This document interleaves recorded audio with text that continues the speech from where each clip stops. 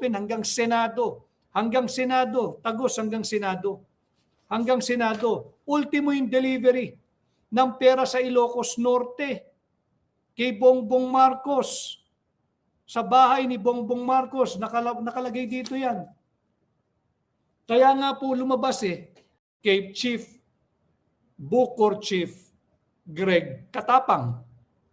Bakit hindi nyo punahin dahil ba siya ay general at sarhento o yung mababa pa ang ranggo ng 18 na matatapang at lumabas upang pumanig na sa sambayan ng Pilipino? Ito po yung dapat mamulat ho ang inyong isipan. Talagang hindi po biro yung ginawang paglalabas ng mga katotohanan ng 18 ito. Bakit? Sinusunod nga po nila ang motto ng kanilang unit na hanggang ngayon ay nananalaytay sa kanilang sistema. Honor, duty, valor. Karangalan, katungkulan, kabayanihan. At yung dalawang Philippine Army member, ang kanila naman ay serving the people. Kahit sila retorado na, this is their way of still trying to serve you and me as the Filipino people. So, tulungan po natin, protektahan natin yung mga ito. Hindi po biro ito, pati yung danger o panganib na hinaharap ng kanilang mga pamilya. No? Kinukumpirma nila na totoo yung salaysay nung nauna nang lumabas si Sergeant Orly Gutesa. Marine din po yun di ba? Yung mga binanggit po ni Marine Sergeant Orly Gutesa, di ba't nandyan din yung binanata nila si Sergeant Orly Gutesa dahil daw po doon sa notaryo. Ganun po kababaw na lang ang magagawa ng korap at bangkaroting administrasyon na ito. Bakit hindi inilabas yung Attorney Pechi Espera? Di ba? Yun ho yung nag-notary Yung meron pong notice sa kalabas ng kanyang tahanan na siya po ay nagnonotaryo 24/7. Imagine mo, walang tulugan ang kanyang notary service. Ginawa po niya yung kanyang notary service na parang 7-Eleven. Bukas, 24 oras. Dinaig pa ho yung maraming branches ng Mercury Drug na nagsasara. Ilan lang naman ang 24/7. Ito pong nagnotaryo doon sa original affidavit ni Marine Sergeant Orly Gutesa. Hindi na rin ho pinag-usapan yan. So dapat dito natin, ito rin ho yung dahilan. Huwag natin kakalimutan kung bakit pinalitan yung dating chairman ng Blue Ribbon. Huwag ninyo kakalimutan yun. Pinalitan yung dating chairman ng Blue Ribbon ng Senado na si Senador Dante Marcoleta, ating kaibigan. Pinalitan. Bakit?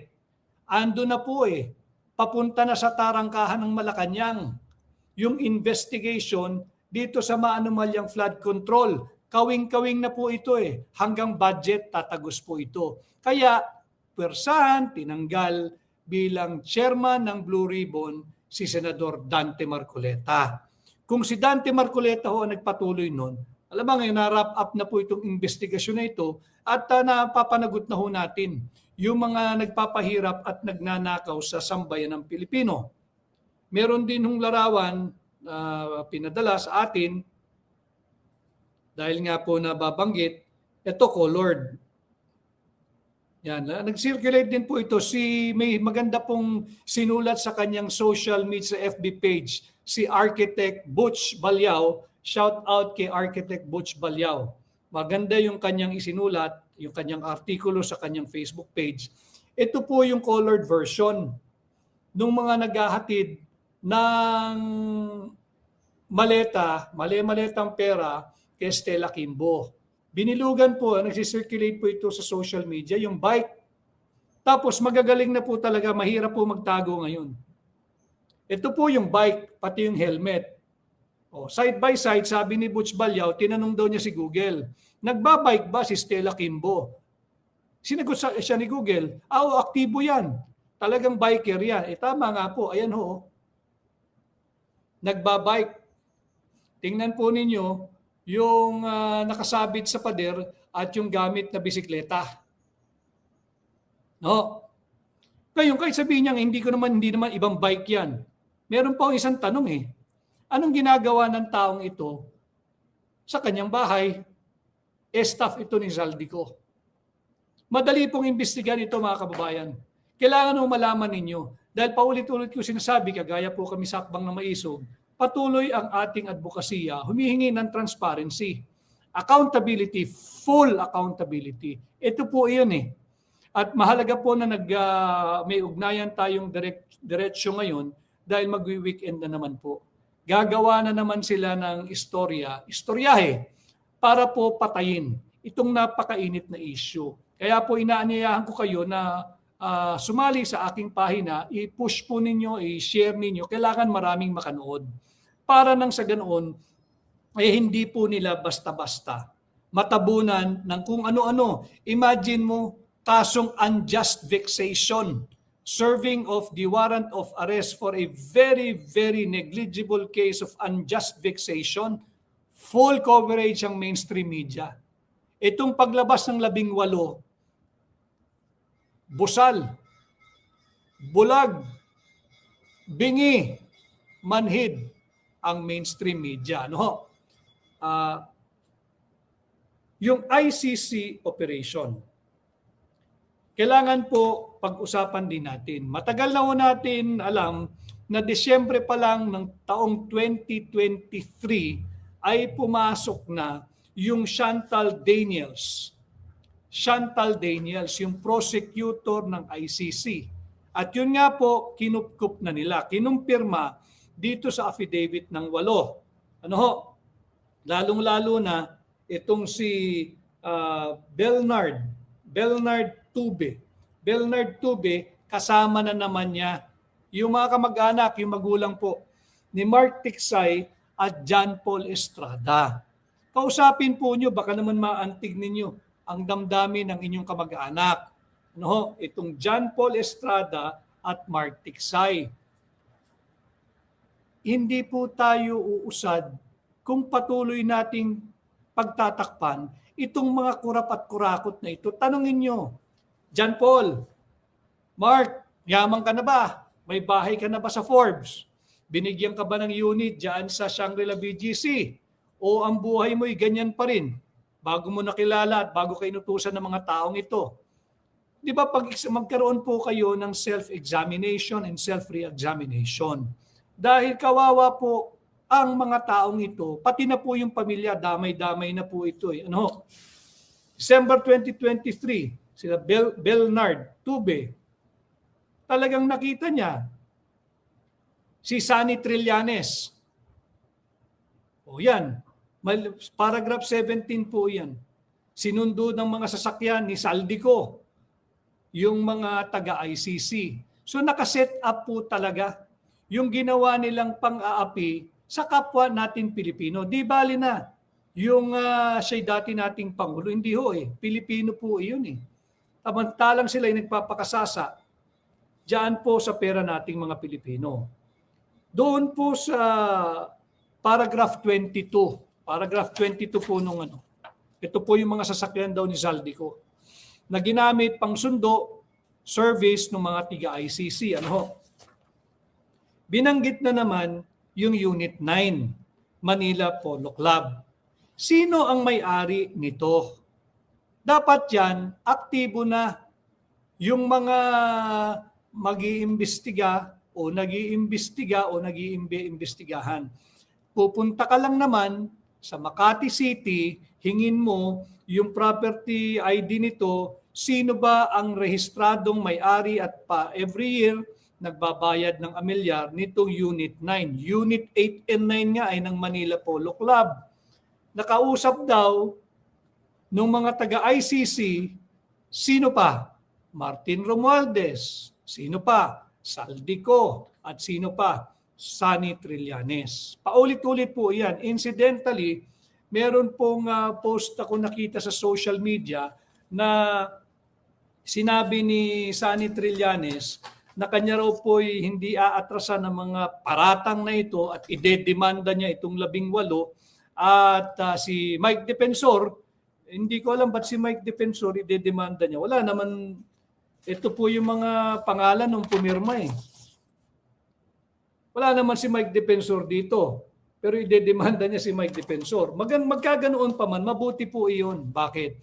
Para humantong sa korte, magkaharap-harap sila. Haharapin nung 18 si Sonny Trillanes. Ituturo siya at positibo siyang ituturo, lalong-lalo na nung Bernard Tube na kasama yung mga taga-ICC at binigyan ng pera yung mga taga-ICC, nag-good time yung mga taga-ICC, binigyan ng babae yung mga taga-ICC to the point na ayaw nang bumalik ng mga taga-ICC sa The Hague. Nag-enjoy po dito eh. Nag-enjoy dito at binigyan din base sa kanilang pinagsamang sinumpaang salaysay ng pera pati si Sonny Trillanes. Makikita natin ang sentro pa rin ho nito, Mark Tiksay na naman ang binabanggit na palagi ang kasama. No? Nandyan din siyempre, ito yung nagsampa ng kaso, di ba? At binasbasan pa ng holy water. Dapat pala naligo siya ng holy water. Si Father Flavi Villanueva na ayan din, nagpunta raw sa bahay Kalinga. Ito yung mga dapat nating tinutugis at hinahabol. At hindi po tayo, public document na po ito, nag-circulate na ito eh. Meron pong mensahe rito kanina, baka troll ito, wala daw pong pirma yung ipinakita ko. Wala talaga, draft yun eh. Diba? Ka mag-alala, meron pong pirma lahat yan, no? Pirmado po iyan. Diba? O, ngayon, yung troll, may witness po eh. Sino po yung witness? Ito, kilala ko ito eh. Ang witness po ito, basahin niyo po yung pangalan. Marami pong nakakakilala at alam po ang pagkatao na nag-witness, si Bishop Ephraim Tendero. No? Sino po si Bishop Ephraim Tendero? Siya po yung ambassador ng World Evangelical Alliance, former national director ng Philippine Council of Evangelical Churches, at former Secretary General ng World Evangelical Alliance. Yan po yung nag-witness. Ano ho? Screenshot po ninyo. Kilala po sa lipunan si Bishop Ephraim Tendero. At ako'y natutuwa dahil nagkasama lamang kami nung isang gabi. Ako'y inaanyayahan niya. Hindi ko alam na celebration pala yun. Belated celebration ng kanyang 69th birthday. At doon din inilahad yung kanyang patuloy na misyon bilang bishop sa lipunan. So, yan po yung nag-witness. Ano? Baka sabihin, hindi rin ito notaryado. Notaryado din po ito. No? Matibay, solido. Solid po itong dokumentong ito. No? Marami pong salamat sa mahigit 5,000 live viewers natin base po sa aking magic eye. Ano? Marami pong salamat. At yun nga po, yung Chantal Daniels ay paulit-ulit ayaw na hong umalis dito. Yan din po yung nabigyan ng larawan na nandoon sa hearing ng ICC kay Pangulong Duterte. Ano? Pabalik-balik po yan. Again, there is a mention of Paul Estrada at Mark Tiksay. Paulitin ko po, no? Umaapila ako sa ngalan ng bawat pamilyang Pilipino kay John Paul Estrada at Mark Tiksay. Pati po sa pamilya ni John Paul Estrada at Mark Paul Tiksay. Parang awa nyo na ho, lalong-lalo na sa mga kabataang Pilipino at sa mga kabataang darating pa lamang sa ating mundo. Kaawa-awa po ang Pilipinas at ang Pilipino. Kumbinsihin nyo po itong kamag-anak nyo, anak ninyo, John Paul Estrada, Mark Tiksay, maglahad na po ng kanilang nalalaman. Sila po yung central figure dito sa korupsyon ng paghahatid ng mali-malitang pera. Kawawa po eh. Di ba? Na mapwera na lang na yumaman na rin bilyonaryo na rin si Mark Ticsay at John Paul Estrada na baka subong-subo na ayaw nang lalabas. Pero yung mga magulang nito, yung kamag-anak nito, may kaibigan naman to, tiyak. Kumbinsihin ninyo, mag-execute na rin ng affidavit at ilabas ang kanilang nalalaman. No? Dito po sa paragraph 30, yung pagpupulong na naman, Saldico, Martin Romualdez, Sunny Trillanes sa Manila Polo Club. Yung nakakakilala po kay Martin Romualdez, alam naman nilang lahat. Yan ang hangout ni Martin Romualdez, yung Manila Polo Club. So makikita yung tibay ng mga nakalahad dito sa pinagsamang sinumpaang salaysay. Ano? Kung aatakihin po nila ang kredibilidad ng 18 mga sundalo, ultimo po resibo ng DHL. Resibo ng DHL. Meron po si Bernard Tube. Bakit siya merong resibo ng DHL at ano naman ang koneksyon ng resibo ng DHL sa korupsyon at ICC? Sapagkat sa dami ng na-shopping ng mga taga-ICC, $2 million ang pinamudmod pinakonvert sa peso, mahigit 100 milyon po yun. Ang daming pera po nun. Ang daming napamili ng mga taga-ICC. Sumasabog na po yung mga maleta nila ng damit. Siguro kung ano binili, hindi na nila mabitbit nung sila'y umalis. Kaya nakiusap sila dito kay Bernard Tube, ipadala na lang sa The Hague, yung isa naman sa USA. At meron pong ipinakitang resibo ng DHL. Black and white lang po ito. Pero nagsisirculate po ito sa social media.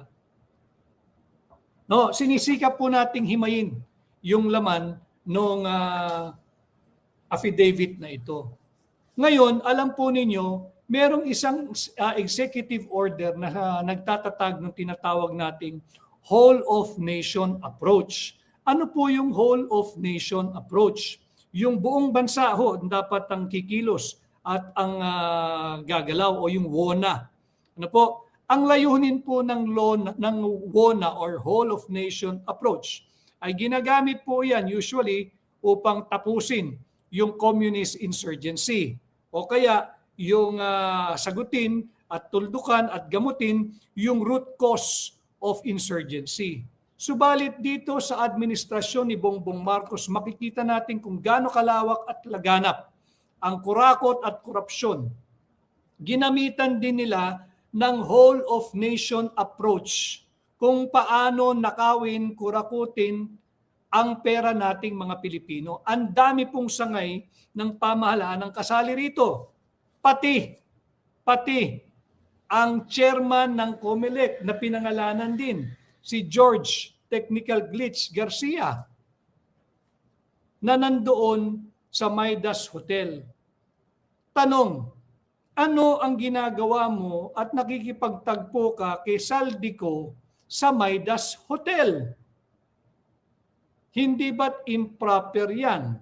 At malinaw dito sa naging pahayag ng 18 sundalo, 4 na maleta ng pera ang kanilang ibinigay sa sasakyan ni George Garcia.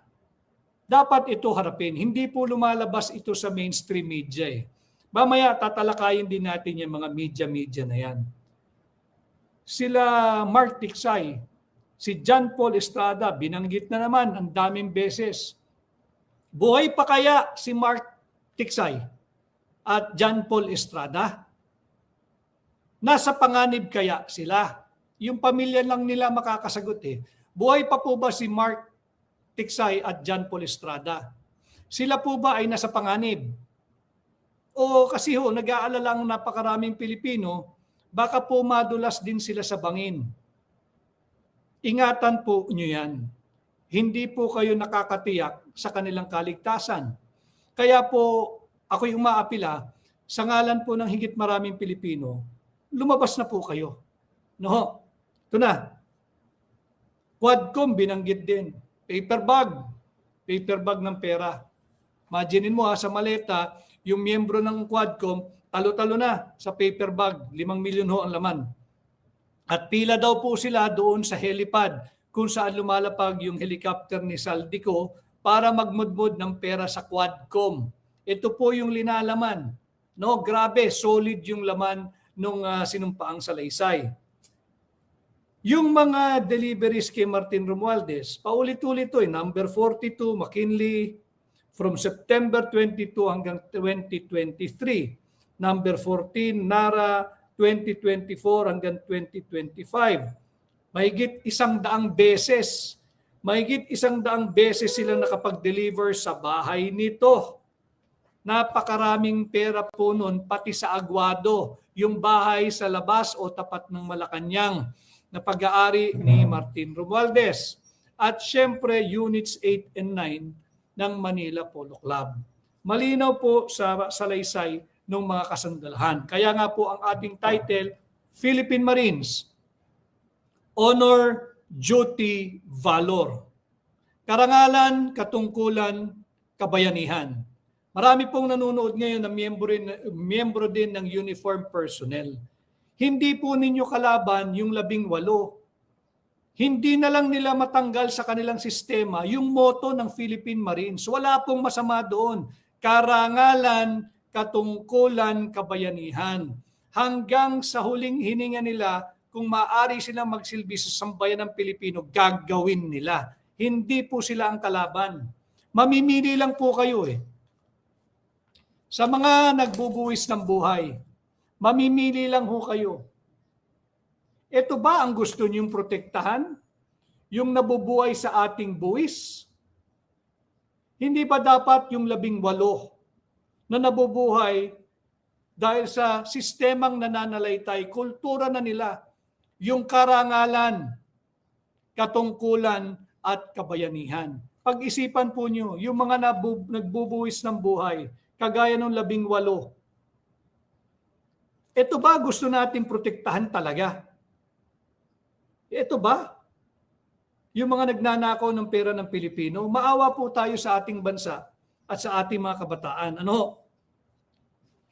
Yung pagde-deliver ng pera o pondo, yan, para sa social media. Ang dami rito. Kasali kayo rito, mahiya kayo. O, binabanggit pangalan Kevin Wong. Tapos si Secretary Laurel Chu. O, dapat dito, paulit-ulit din nung binabanggit, yung isang building sa Valero Street, Makati. Building sa Valero Street, Makati. Binanggit din po ito, nasa ano na ho ako page 14, paragraph 41. Yung Valero Street, Makati. Ito po yung unang binanggit sa page 6, paragraph 16.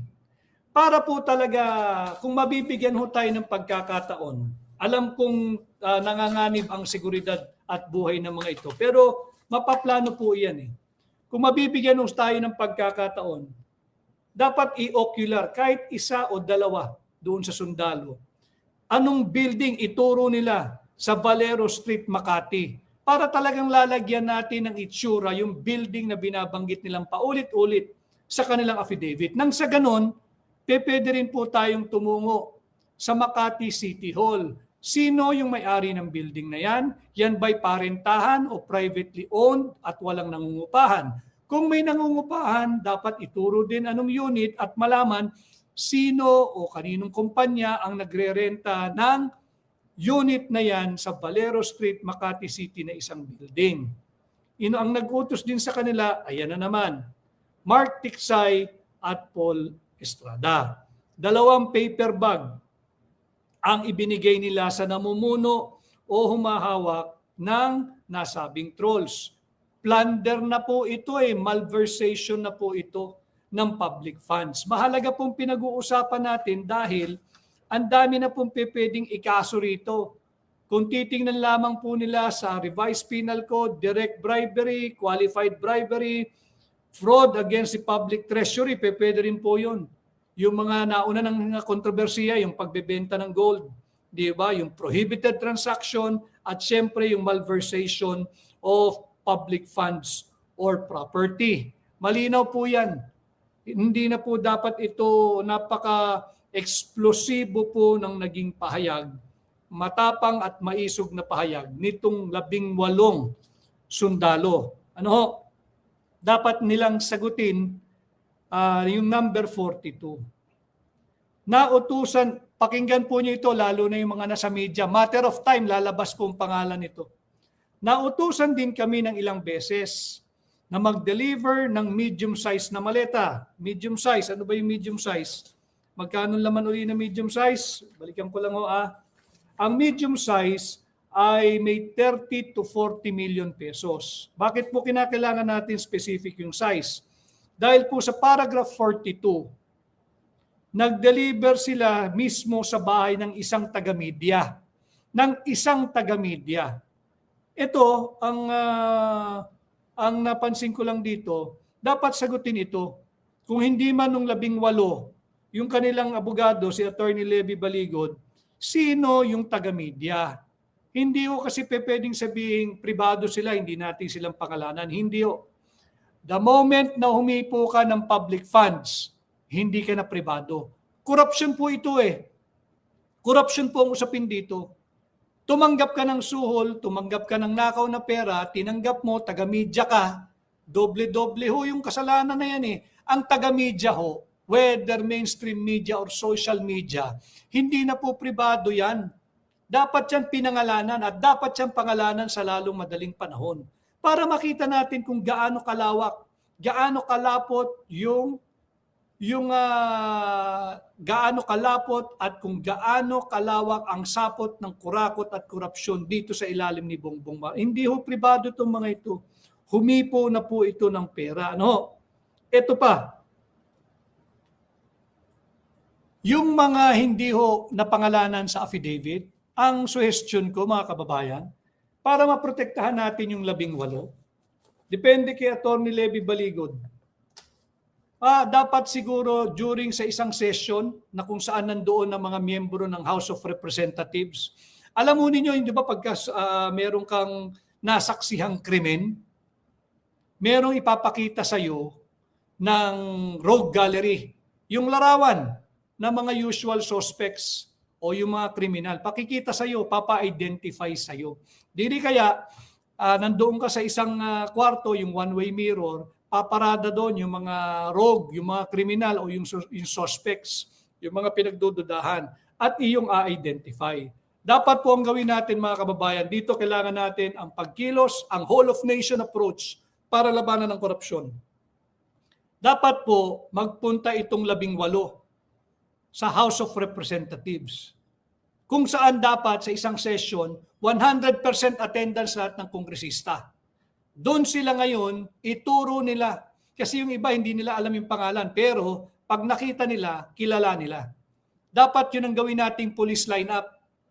Yung buong kongreso, sara natin yan, kumpleto ang attendance, paikutin natin yung 18. Ituro mo ngayon dito kung sino yung tumanggap ng pera o hinatiran mo ng pera na hindi mo makilalang pangalan.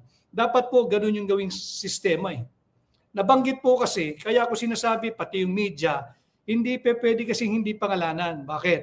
Again, in all objectivity and fairness, may mga pinangalanan na kayong senador, nandyan si Chis Escudero, pati address linagay sa affidavit, Quezon City.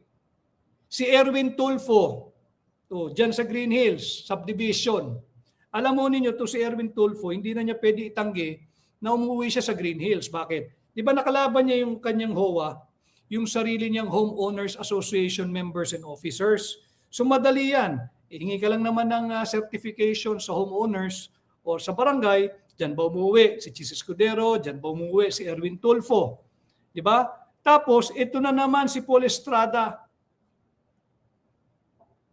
Naghatid ng pera kay Loren Legarda noong 2024.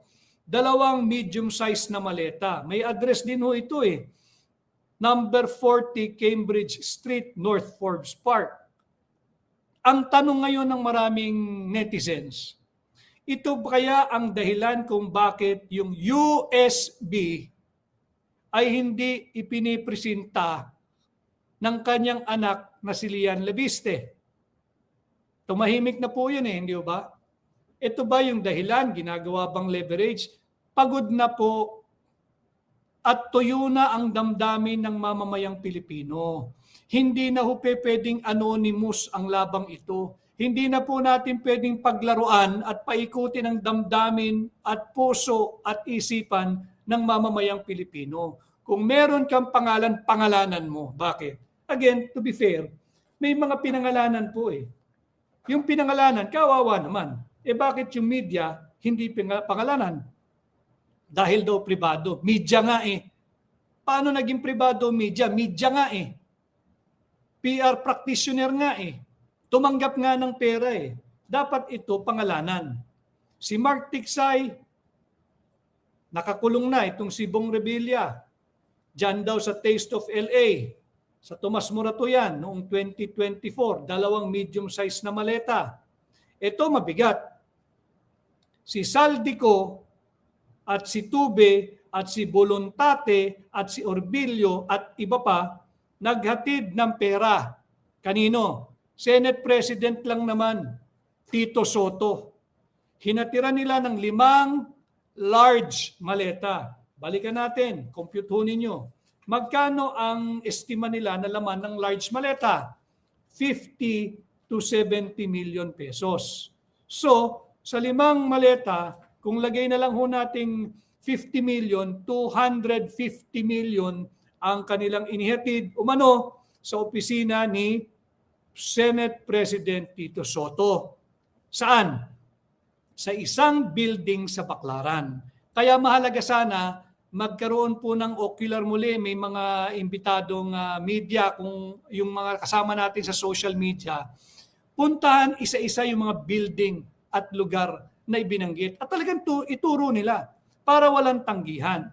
Dapat din tanungin si Tito Soto, totoo ba na mayroon kang opisina sa Baclaran? Pag nagtutugma po yan, pahirap na po ng pahirap itanggihan. Di ba?